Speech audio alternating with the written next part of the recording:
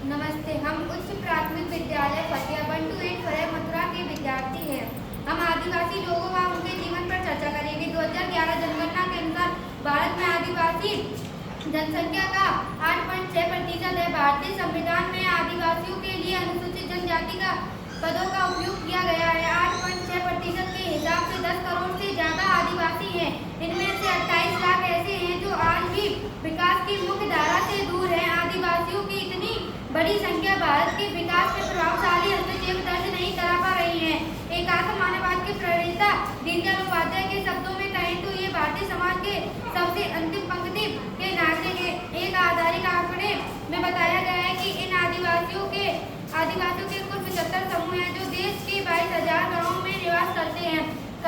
यह वन्य एवं दुर्गम पहाड़ों पर निवास करते हैं। इनके पास व्यापारिक सोच और सांस्कृतिक विरासत है। आधुनिक विकास योजनाओं से देश को तो लाभ हुआ है, पर इसका खामियाजा आदिवासी समाज को भुगतना पड़ा।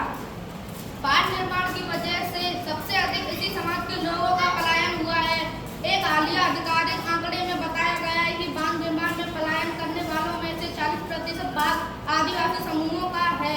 इस समाज की जितनी चिंता हमारी व्यवस्था को करनी चाहिए उतनी नहीं हुई है। ध्यान रहे, विदेशी व विध्वंसक शक्तियाँ देश के उस भाग को अपना निशाना बनाती हैं जो कमजोर होता है और उस देश की मुख्यधारा से दूर होता है। हमारे देश में भी कुछ ऐसा ही हो रहा है। आदिवासी बाहुल्य क्षेत्रों में विदेशी शक्तियों द्वारा प्रायोजित षड्यंत्र प्रभावशाली है। इस क्षेत्र के नागरिकों को विश्वास दिलाना होगा कि यह देश उनका भी है। स्थानीय प्रशासन से लेकर केंद्रीय शासन तक में उनका हस्तक्षेप दिखना है। अभी तक हम जिन 75 समूहों पर बात कर रहे हैं उनको चिन्हित करने के लिए भारत सरकार ने एक मानदंड तय किया है। इसके तहत इन 75 आदिवासी समूहों में वे समूह आएंगे जिनकी जनसंख्या लगातार घट रही है। प्रारंभिक सरकारों ने इसके निवास स्थान पर ध्यान केंद्रित करने में रुचि नहीं दिखाई। फलस्वरूप से विकास में दौड़ से अछूते रहे और पार हो गए। इन क्षेत्रों में मिशनरी गतिविधियां होती रहीं। बाद के दिनों में बड़ी परियोजनाओं के निर्माण में इनकी ही भूमि व निवास स्थान की आहुति दी गई। बची कुची कसर उग्रवादी संगठनों के विस्तार ने पूरी की, जिन्होंने अपना ठिकाना इन्हीं क्षेत्रों में बनाया।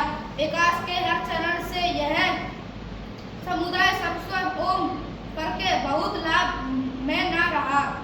भारत में जिस सांस्कृतिक राष्ट्रवाद को वाद होती रही है उसके मूल के में संस्कृति है और उस संस्कृति का मूल यही सूक्ष्म आदिवासी समूह है जिसकी आस्था प्रकृति पूजा पर आधारित है। आज दुनिया जिस बात जलवायु परिवर्तन की समस्या से जूझ रही है उसके समाधान भी इसी समाज के पास है। गीत संगीत और नृत्य के माध्यम से ये आदिवासी अपना ज्ञान अगली पीढ़ी को देते हैं। इसके लिए इनके पास एक संस्था भी होती है जिसे गोटुल या धुमकुरिया के नाम से जाना जाता है। इसे शैक्षणिक और सांस्कृतिक संस्था के अलग अलग नाम हैं। रोजगार और कृषि कार्य की बारीकियों के लिए भी इन आदिवासियों ने अपने खुद के विज्ञान का सृजन कर रखा है। ऐसे में इस समाज का विकास इनके मूल स्थान से और मूल संस्कृति से काटकर करना संभव नहीं होगा। इन्हें अपने मूल निवास पर रहने दिया जाए और वहीं हर प्रकार की सुविधाएं उपलब्ध कराई जाए। उन्हें मिटाकर या छोड़कर आगे बढ़ने की नहीं बल्कि साथ लेकर आगे बढ़ने की जरूरत है। वैसे तुलनात्मक रूप से भारत में आदिवासियों का संरक्षण बेहतर ढंग से हुआ है और आबादी में उनका प्रतिशत 1951 जनगणना के अनुसार 6.23 था और जो अब 8.6% को पार। दूसरी और अमेरिका में आदिवासियों की संख्या घटते घटते सिर्फ 3% रह गई है।